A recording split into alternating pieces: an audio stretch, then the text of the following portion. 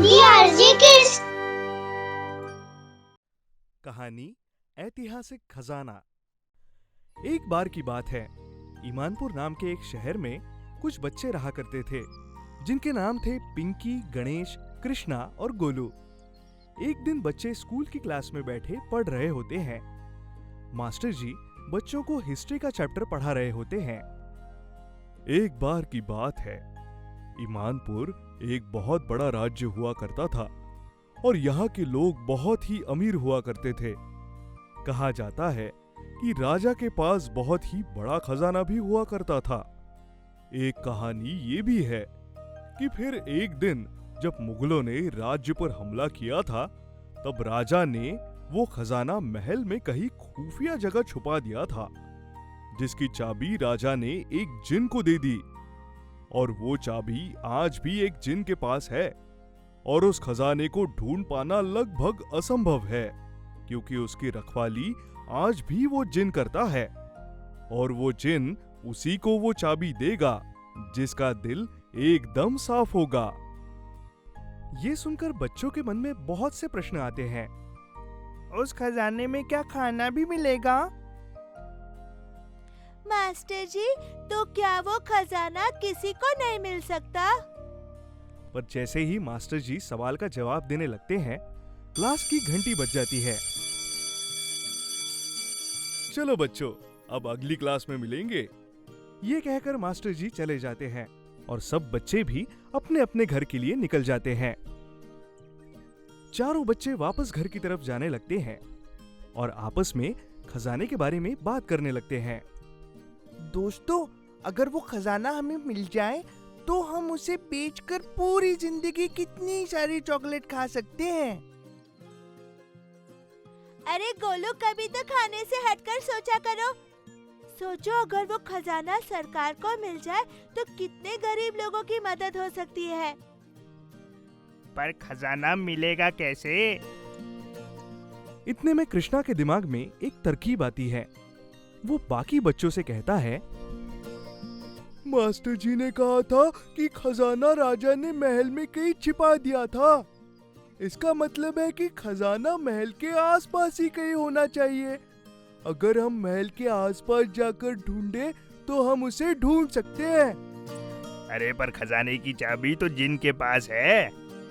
याद है, मास्टर जी ने कहा था कि वो जिन चाबी उसे ही देगा जिसका दिल बिल्कुल साफ होगा।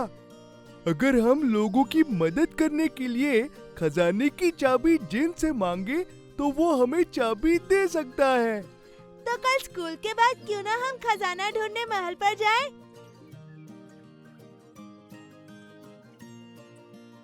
ठीक है। ये कहकर सभी बच्चे अपने अपने घर निकल जाते हैं। अगले दिन सभी बच्चे स्कूल जाते हैं और स्कूल की छुट्टी होने का इंतजार करते हैं और छुट्टी होते ही महल की तरफ चल पड़ते हैं। सभी महल की हालत को देखते हैं, जो कि अब एक खंडहर में बदल चुका है और उस पर धूल मिट्टी जमी हुई है। सभी महल को देख ही रहे होते हैं कि इतने में गोलू को भूख लगने लगती है। गोलू की नजर पास में लगे एक आम के पेड़ पर पड़ती है और वो आम तोड़ने के लिए उस पर पत्थर उठाकर मारता है। जैसे ही गोलू का पत्थर पेड़ पर पड़ता है, उसमें से एक जिन निकलकर बाहर आता है। गोलू जिन को देखता है, जोर से चिल्लाने लगता है। उसे सुनकर बाकी बच्चे भी वहां पर आ जाते हैं। कौन है वो जिसने मुझे मेरी नींद से जगाया? सभी बच्चे डर जाते हैं। इतने में गोलू डरते डरते कहता है, मुझे माफ कर दो, मैं तो बस आम तोड़ रहा था। इतने में जिन बच्चों से कहता है, मुझे किस लिए जगाया? क्या चाहते हो तुम लोग? इतने में पिंकी कहती है, माफ करना, हमने आपको जगाया, पर हमें बस उस खजाने की चाबी चाहिए जो राजा ने कई साल पहले छुपाया था। तुम बच्चे जानते भी हो कि तुम क्या मांग रहे हो? वो खजाना राजा ने इसलिए छुपाया था ताकि वो किसी अच्छे काम आ सके। अगर किसी भी बुरे दिल वाले इंसान ने इस चाबी को पाने की कोशिश भी की तो वो वहीं पत्थर बन जाएगा। ये सुनकर सभी बच्चे डर जाते हैं। पर पिंकी जिन से कहती है, हम जानते हैं और हम खजाना एक अच्छे काम में इस्तेमाल करना चाहते हैं। अगर आप हमें चाबी दे दो तो हम बहुत से लोगों का भला कर सकते हैं। अगर तुम बच्चे सच में इस खजाने का सही इस्तेमाल करना चाहते हो तो बताओ कि तुम इसका क्या करना चाहते हो। मगर ध्यान रहे, अगर तुमने गलत जवाब दिया तो तुम सब हमेशा के लिए पत्थर के बन जाओगे। बच्चे जिन से कहते हैं हमें ये खजाना इसलिए चाहिए ताकि हम इससे गरीबों की मदद कर सके। जैसे ही बच्चे ये कहते हैं, जिन में से एक बहुत तेज रोशनी निकलती है जिससे सब अपनी आंखें बंद कर लेते हैं और जादू से एक चाबी बच्चों के सामने आ जाती है।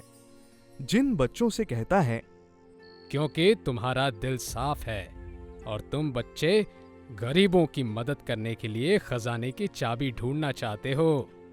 ये चाबी तुम्हारी हुई, मगर ध्यान रहे कि खजाना अच्छे काम के लिए ही इस्तेमाल होना चाहिए।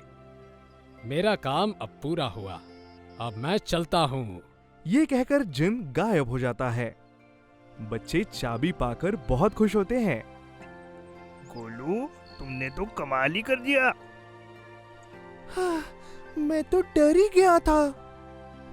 अरे गोलू, अगर तुम आम तोड़ने ना जाते तो हमें चाबी कभी नहीं मिल पाती।